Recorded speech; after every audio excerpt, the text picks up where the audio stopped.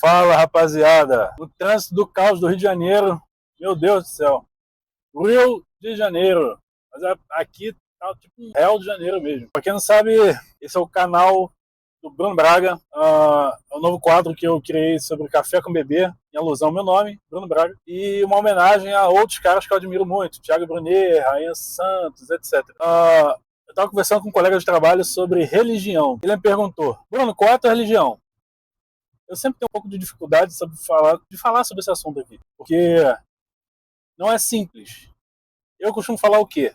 Eu não tenho religião. As pessoas associam que eu não tenho fé, que eu não acredito em Deus. Não, não sou ateu, não tenho religião.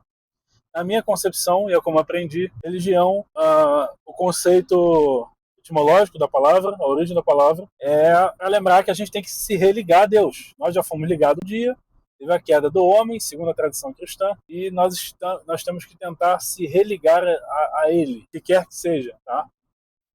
E existe um meio para se chegar a isso. É o que a gente chama de religião. Vai no templo, contempla algo, faz orações, meditação, o que seja. Segue um livro sagrado. E eu entendi que, passando por várias religiões, conhecendo de várias culturas, estudando uma disciplina na faculdade de História que eu fiz, chamada Religiões Comparadas, mal falando, faz uma comparação a outras religiões e as suas similaridades, origens, etc. Então, sim, eu encontrei similaridades em várias religiões. Inclusive, coisas que a gente costuma ver no cristianismo, por exemplo, também vemos no judaísmo, até porque veio de lá. Islamismo. Você sabia que no Alcorão fala sobre Jesus Cristo?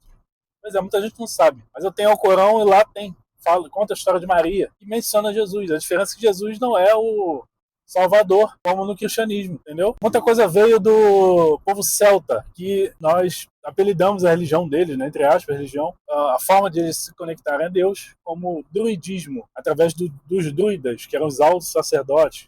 Assim como no judaísmo temos o rabino, e no cristianismo temos o papa e os cardeais, etc, entendeu?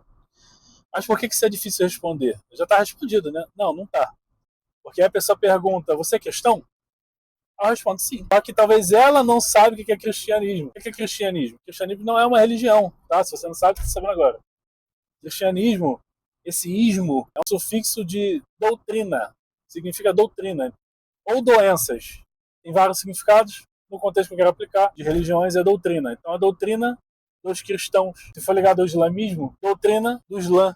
Por aí vai. Eu sigo o cristianismo, que é tradição familiar, é onde eu vivo culturalmente, nasci, aprendi assim, pronto, acabou. Só que, em questão de religião, eu nasci em família que praticava o espiritismo. E aí vai ter muita gente que não vai aceitar que isso é o cristianismo. Não importa o que você acha, não importa o que é, de fato. Se você pegar historicamente, você pega a Igreja Católica, também veio de algo anterior. Por que ela seria considerada cristianismo? É meio óbvio que é uma religião cristã. Antes dela veio a igreja primitiva. Depois tiveram reformas, várias, ao longo da Idade Média, final da Antiga Idade Média. Chegamos ao protestantismo. E aí tem várias religiões em torno desse movimento. Hoje temos 6.000 religiões cristãs. Depois ainda do protestantismo surgiram as religiões que são mais ligadas à conexão do mundo espiritual. Eu tenho que falar de forma mais simples para você entender. E o espiritismo foi uma das primeiras que surgiram na Idade Moderna, no início da contemporânea, que pegou muita herança do protestantismo, catolicismo, igreja primitiva, de forma geral, cristianismo. Então, sim, ela é uma religião cristã. Inclusive, um dos livros de Allan Kardec, que foi o precursor dessa doutrina, religião, filosofia, como é chamado o Espiritismo. Um dos livros é o Evangelho segundo o Espiritismo. Não é segundo no sentido de, olha, estamos reinventando os evangelhos, né? Mas no sentido de, olha essa interpretação aqui. Ela pode ser um pouco diferente do que geralmente é cultuada dogmaticamente nas igrejas, principalmente católicas. E aí, avançando, eu tenho uma boa afinidade com o espiritismo, estudei minha vida toda, muitos livros que tem na casa, sempre fui muito bem instruído em relação a isso. E eu entendi desde cedo que, sim, eu pratico o cristianismo. Mas chegou um momento na minha vida que aquilo ali não era suficiente.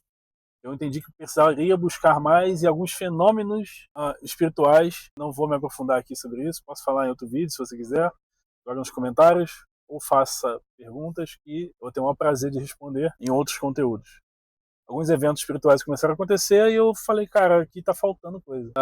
Preciso compreender com a explicação de outros professores. A metodologia deles pode ser que eu venha a entender melhor. E senti um grande impulso de ir na Umbanda. Meu avô já é falecido, mas era pai de santo de Barracão, que é o templo do candomblé. Então isso não era tão incomum para mim, embora eu nunca tenha ido lá. Mas fui do terreiro. Fui algumas vezes. Entendi, pedia sempre instrução, pedia sempre que a entidade pudesse me entregar o melhor dela, que eu gostaria de aprender, e evitei ao máximo pedir. Embora as entidades falavam, embora elas falassem que eu poderia pedir, que não tinha problema, eu gostava de evitar porque o meu objetivo ali era compreender, criar experiência, só aprender mesmo, entendeu? Ainda que, teoricamente,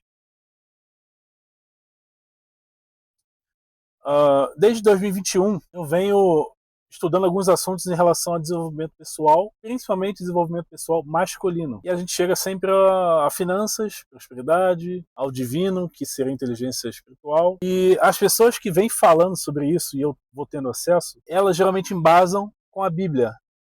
Então são pessoas cristãs, não importa qual é a religião, e por ter base na Bíblia, pega livros de evangelhos ou do Antigo Testamento, que a gente chama, e vai trazendo ensinamentos práticos em relação ao desenvolvimento pessoal, e vai levar a ter sabedoria, prosperidade e riqueza.